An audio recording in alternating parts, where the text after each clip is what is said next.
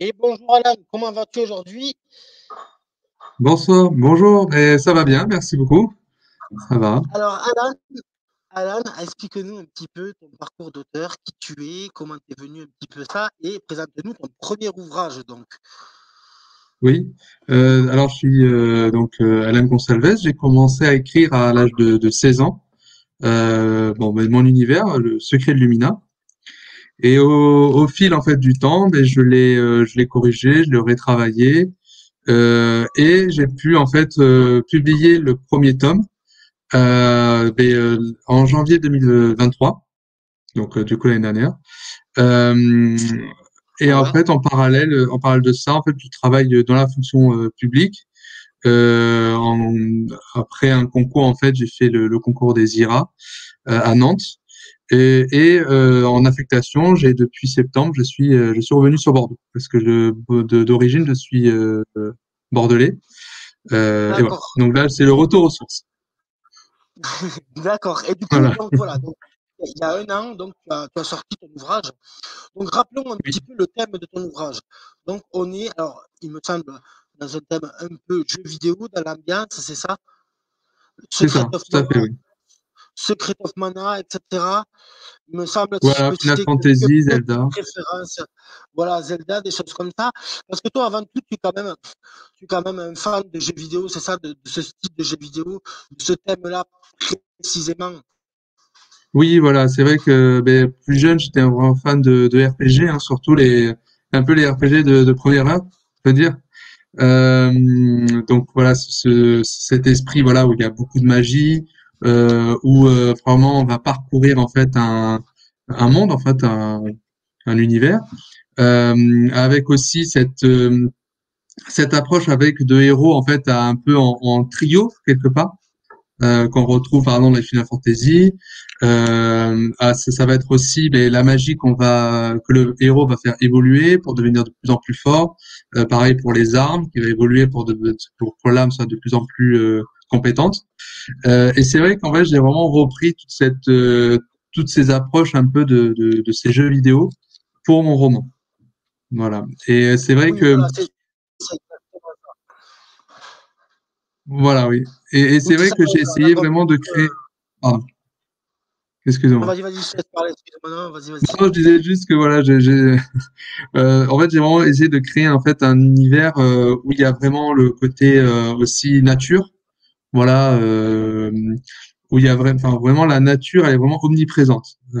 Par exemple, dans mon livre, d'ailleurs, je le dis dès le départ que c'est un arbre en fait, un arbre gigantesque qui va être en fait l'arbre suprême du bien et qui en fait tout ça en fait repose un peu sur quand même cette approche un peu de l'écologie de la nature.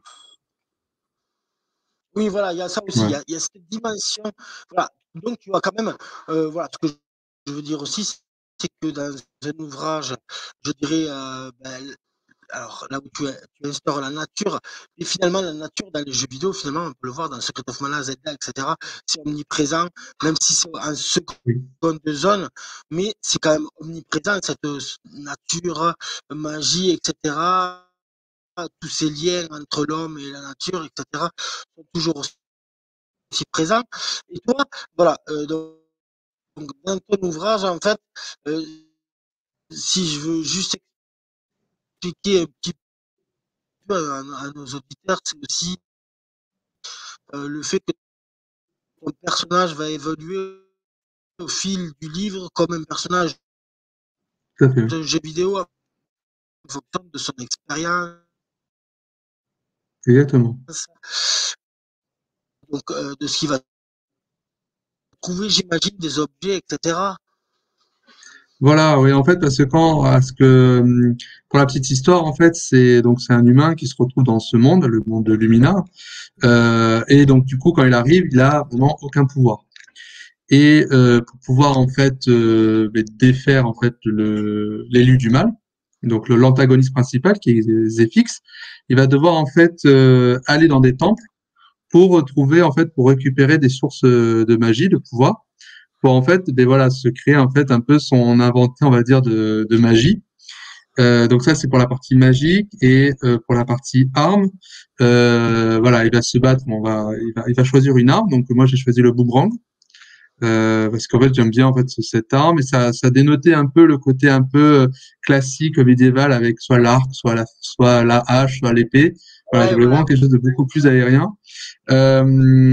Et donc du coup, en fait, il va voir après un forgeron qui va, au fil de ses combats, en fait, le forgeron va pouvoir en fait l'améliorer, améliorer son arme, son aspect. Voilà, donc c'était vraiment cette approche comme on peut voir un peu dans les jeux vidéo, où voilà, plus on utilise la magie, plus on devient fort. Et pareil pour l'arme, plus en fait on va avancer, plus l'arme gagne en compétences et va pouvoir être un peu améliorée.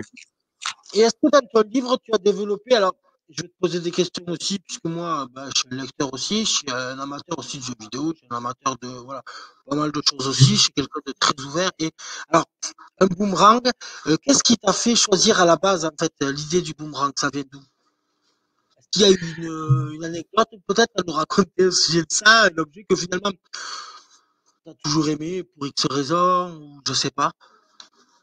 Alors oui, alors parce que en fait le boomerang c'est le symbole de l'air et en fait mon personnage en fait bon le personnage il aime en fait cette voilà il aime l'élément de l'air et je voulais en fait juste faire une petite relation entre les deux et en fait ce que je me suis dit c'est que je voulais pas voilà c'était je voulais pas quelque chose une hache une lance enfin vraiment pas quelque chose de vraiment classique et le boomerang, je sais pas, ça m'est venu comme ça. Comme en fait dans les jeux vidéo, des fois on peut les voir en fait des fois des boomerangs en arme secondaire. Et je me suis dit, mais tiens, j'en reviens plutôt en fait de mettre en arme principale en fait. Et en fait c'est ça aussi que je voulais mettre, c'est que normalement un boomerang on le lance et il revient. Et là en fait dans cet univers là, eh ben non en fait il y a comme si en fait chaque arme a une âme et en fait, elle fait un peu quand il la lance pour attaquer un ennemi. Et bien, en fait, elle fait un peu ce qu'elle veut. C'est ça aussi que je voulais faire, D'accord. c'est que, voilà, elle va pas juste aller vers l'ennemi et revenir.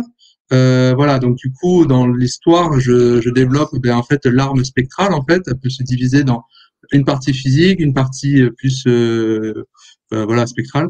Et, euh, et voilà, je voulais vraiment pas en fait créer quelque chose, comment dire, une arme en fait assez basique, enfin un utilisation basique. Et je trouvais qu'avec le boomerang, en fait, il y a vraiment toutes ces possibilités-là. Par exemple, quand je combine mon boomerang avec la magie, et ben en fait, le boomerang, il peut vraiment amener l'élément magique pour attaquer l'ennemi.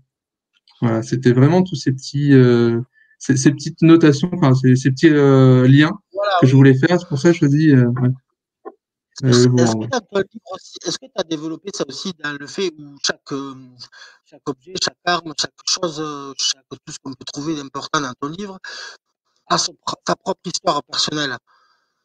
C'est-à-dire que à la fois le boomerang, à la fois un objet, tu vois, comme dans les jeux où on a souvent pas mal d'objets qui ont leur propre histoire, tu vois? Ah oui, non, ça non, non. En fait, c'est que ce que je souhaitais mettre, en fait, quand je dis qu'une arme a une âme, c'est parce qu'en fait, comme en fait elle évolue, elle s'améliore, et en fait, il y a une relation entre l'arme et son propriétaire. Et en fait, on va le voir au fil de l'histoire, en fait, que le boomerang, en fait, du héros, qui est Stéphane, eh bien, en fait, va vraiment faire des choses parce qu'en fait, il aime. Enfin, là, il y a vraiment une connexion entre les deux. Et après, c'est vrai que j'ai plus développé cette relation entre l'arme de Stéphane et lui que les autres, parce que bon voilà, c'est le héros.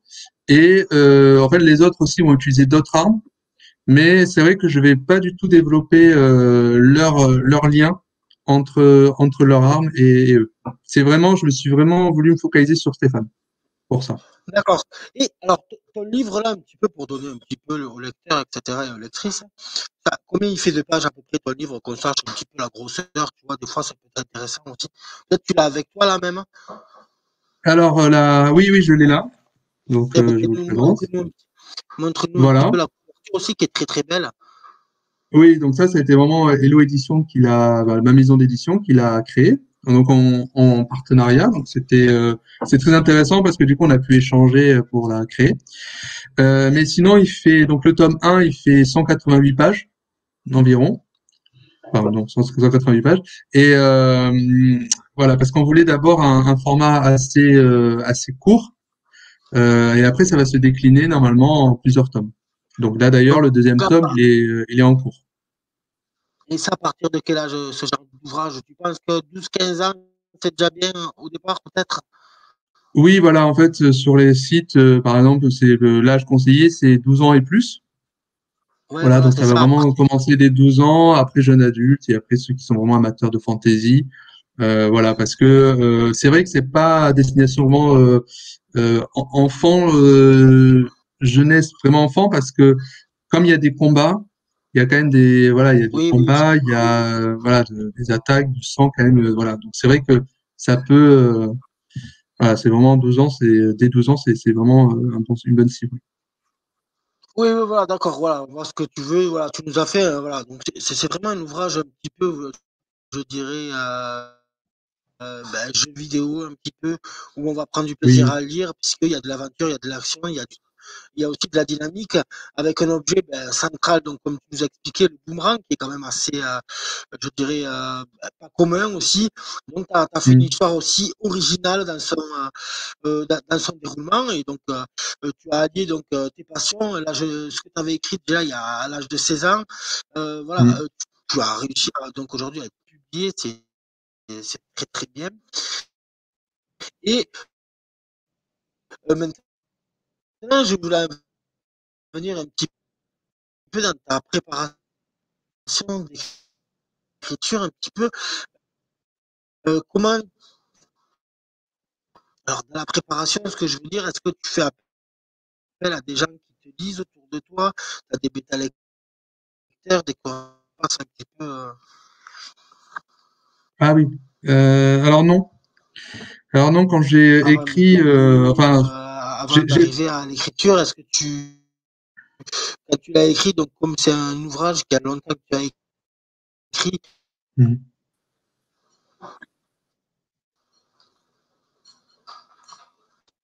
Euh, alors non, alors je l'ai pas fait lire à un voilà, bêta, savoir si, enfin, est-ce que tu quand t'as ah oui. ah, j'entends, j'ai pas entendu là, désolé.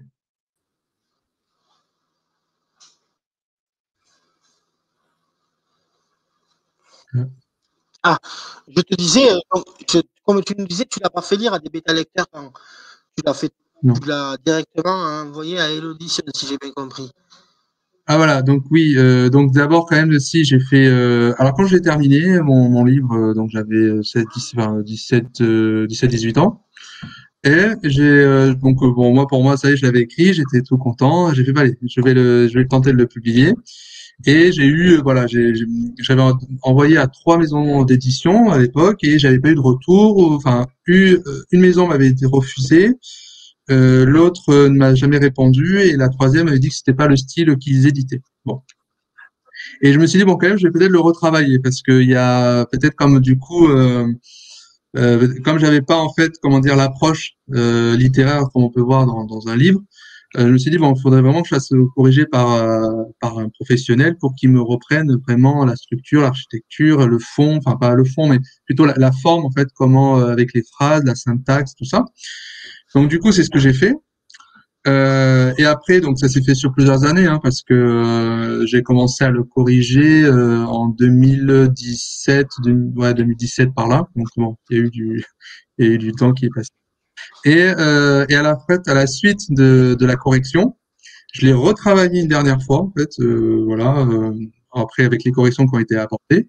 Et c'est là, à ce moment-là, que je l'ai proposé à la maison d'édition. Et donc je l'ai proposé à Hello, l'édition, qui après lecture ont été intéressés. Donc voilà, c'était une grande joie, hein. Mais c'est vrai que, alors j'ai fait lire à de la famille ou quelques amis quelques passages, mais ou alors je racontais un peu certains pans de l'histoire, mais j'ai jamais en fait fait lire vraiment à une personne, à la famille. Enfin, si, il y a 2 personnes. Il y avait eu ma marraine, ma tante, qui l'avait lu, et aussi un membre de la famille, enfin une belle-sœur que j'avais. qu'il avait lu et qui avait annoté quelques petits commentaires. Oui, voilà, ça Voilà. t'a permis d'avoir une première approche sur ton ouvrage aussi. Bah, Voilà, oui, tout à fait. C'est important, hein, c'est sûr. oui, tout à fait. Mais Alors, comme on dit souvent, bon, c'est vrai que la famille, forcément, ils vont pas te juger comme un lecteur te jugera, c'est sûr. c'est ça, tout à fait. Oui. C'est ça. Donc Donc, voilà, donc là, vaut mieux avoir des retours, voilà, aujourd'hui de lecteurs, etc. Donc voilà, là, tu l'as travaillé comme ça. Et est-ce que voilà, pour le tome 2, est-ce que tu vas travailler de la même manière ou par expérience, tu vas faire autre chose? Tu vas travailler autrement ou je sais pas. Est-ce que tu as appris de l'écriture du premier?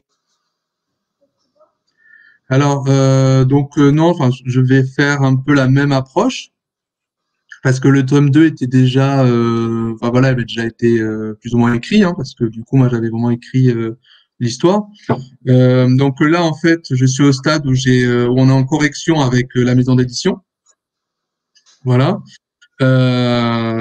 Après, le faire lire à un bêta lecteur dans la famille, je ne pense pas, non. Voilà, je pense pas. Ouais, tu vas avoir la même approche, tu vas leur proposer encore le numéro 2, d'accord. Et ensuite, tu Oui, vas continuer, mais dans les mêmes aventures. Le ouais. 2 est vraiment une suite, hein, vraiment la suite hein, du premier, ça se suit nickel, il y a pas de, c'est pas une autre aventure complète, hein. Ah oui, non, c'est vraiment une suite directe, hein.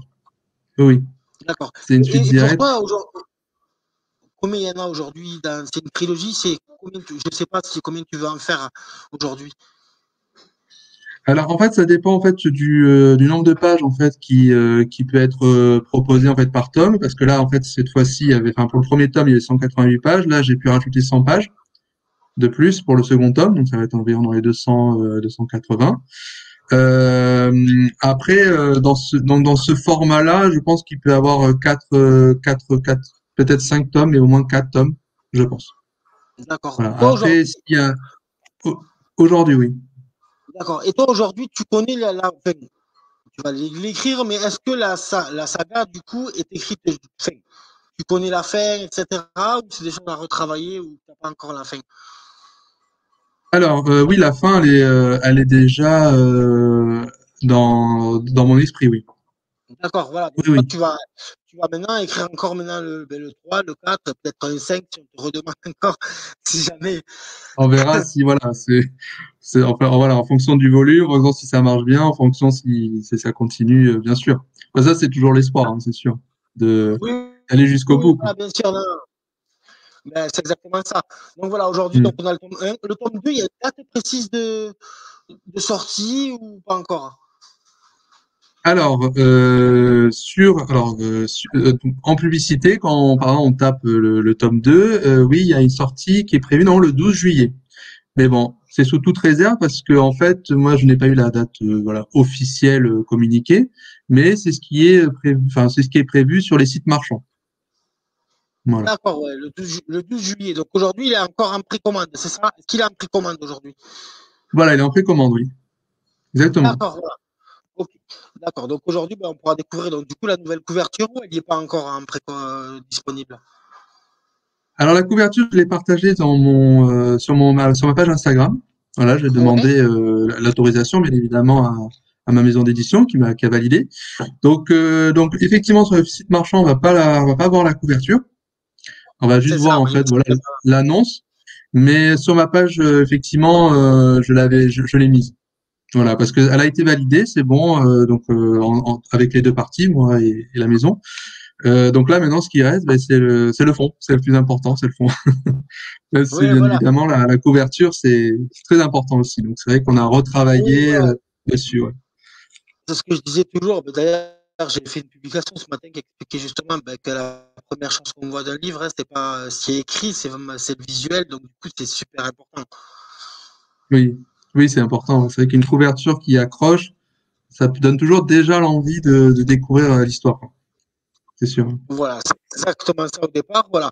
Donc là, on est sur le 12 juillet pour le tome 2. Donc, OK. Donc, eh bien, Voilà. écoute, Alan, je te remercie. Et donc, du coup, après, tu comptes peut-être le tome 3 l'année d'après, etc. Un par un, c'est ça à peu près ce qui est prévu ou pas du tout encore? Alors, moi, oui, c'est ce que je souhaiterais. Après ça, ça a reconfirmé avec la maison d'édition. Voilà, c'est eux qui mettront voilà le rythme. Mais effectivement, si je pouvais après à faire l'année prochaine le tome 3, ce serait l'idéal. Voilà, oui. Oui, bien sûr, d'accord, je comprends ce que tu veux dire.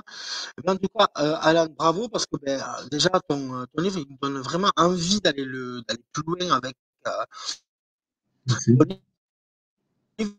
Déjà, une couverture, je parle du tome 1, bien structuré, bien travaillé aussi, et tu es dans ton thème, et ben, l'environnement que tu me décris, voilà, décrit bien ce thème-là.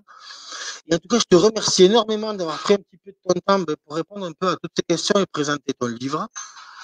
Et, Merci. surtout, n'hésite pas ben, à communiquer sur le tome 2, sur le tome 1, et puis voilà, moi, je n'hésiterai pas à partager un petit peu toutes les informations également, comme je le fais déjà. D'accord. Voilà, Ben, et merci puis beaucoup. merci beaucoup, Alan, Merci. Ben, et à la bonne prochaine. fin de journée. À la prochaine. Merci. Toi aussi. Au revoir.